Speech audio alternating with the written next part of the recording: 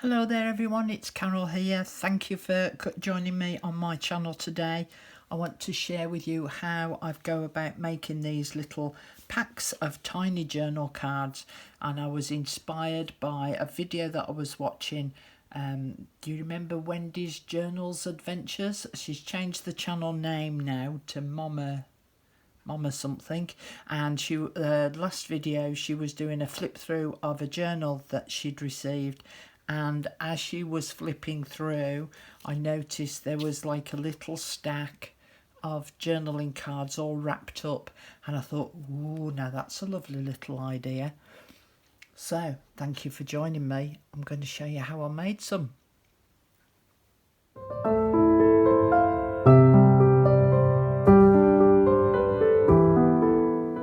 So as I explained in a previous video, I have got lots of little tiny journaling cards, and I want to make a special little project with them. So I sorted through my 12 by 12 paper packs, and rather than using more printed digital paper and more coffee dyed paper, I've decided to use some of my 12 by 12s.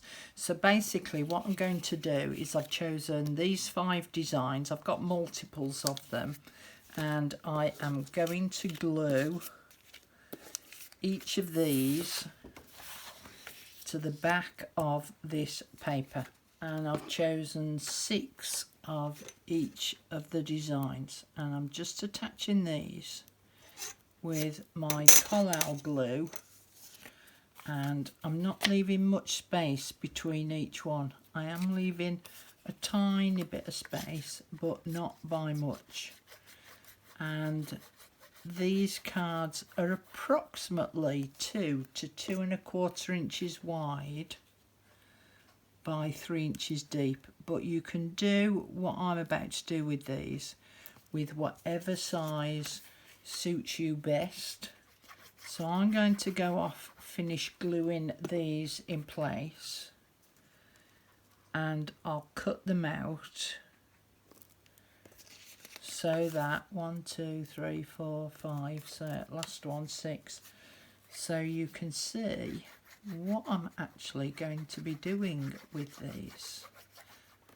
I've cut them all down into strips, just in case you didn't hear that. So now I can put them into my tiny little trimmer and cut them down to size. That's them all now cut out. I am now going to use my corner rounder, and I think I'm going to use the 7mm.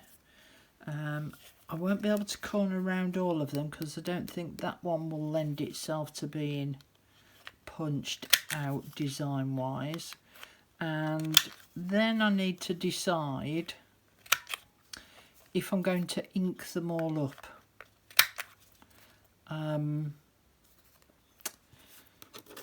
Because that could take a fair bit of time. It is now, hang on, let me check, 11:15 at night, and I'm getting a bit tired. So for you it'll be a split second. For me, hopefully I will get to see you in 9 hours time, thereabouts, and I'll have this set complete, and I'll show you exactly what I'm going to do with them. So for now, good night, and I shall see thee, as they say in Yorkshire. I'll see thee in the morning. So fortunately it didn't take me too long last night, and I only spent about another 5-10 minutes on them, and I did ink them all up. Now it comes to a little bit of decorating, so I'm adding some labels onto some of them. So that's easy enough to do, isn't it? Just means I'm going to have to cut out a whole load more. And they're fiddly little blighters as well, these little ones. But it's got to be done.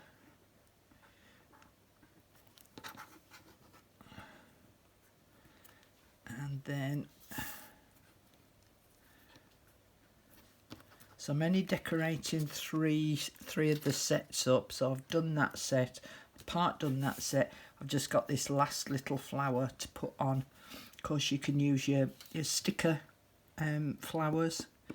And when it comes to something delicate like this, I tend to do just a series of little dots on the back, trying to get them on the most poignant parts to get them to stay stuck down.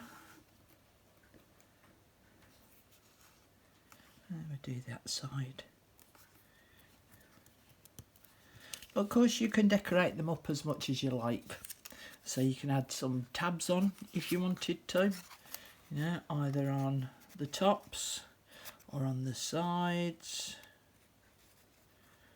You know, so you can really go to town with decorating.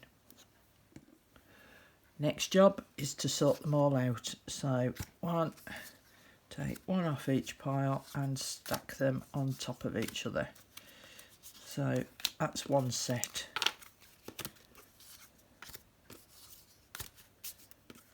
It's gone dark again. I've had to switch my light on again. So, and it's early morning. So I'm going to cut myself a piece of butcher's twine. It's about the length of my arm. I'm going to find the halfway point and sit that on the front. Turn it over.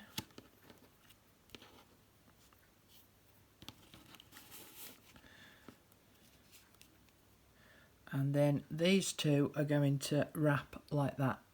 So you're going to do one that way and one that way, so that you've got this twist at the back. Flip it over. Put the loose ends underneath that thread. And the loose ends underneath that thread, so they're going in the opposite direction. And then tie a knot. Now you could do this with ribbon, you could do it with jute string. I can't because I'm allergic to it. Lovely. Then I'm going to tie a lovely little bow.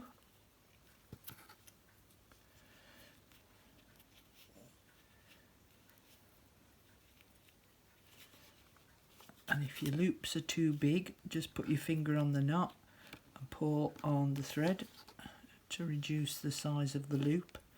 But don't forget to just pull on those loops again, because you will have slackened off the knot a little. And then I'm just going to put a knot in the end of my thread and get it to sit sort of roughly on top of where the card is.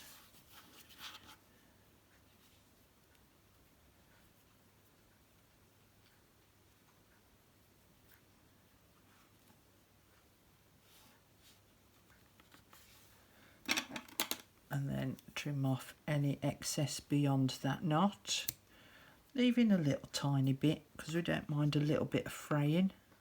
And for a final touch, I got a load of gypsophilia from a local supermarket that was selling them off cheap. So I'm going to pull out a stalkful.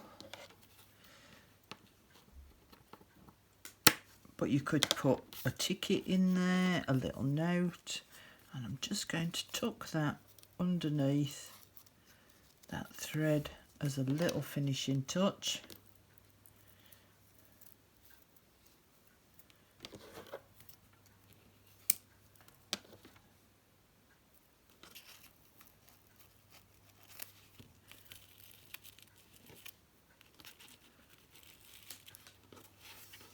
And there we have it. How cute are those? They would be lovely in a random act of kindness or in a little folio of a collection of ephemera. So I hope that you've enjoyed today's video and that you'll join me again in the next video, and I'll see you all again soon. Bye for now. Bye.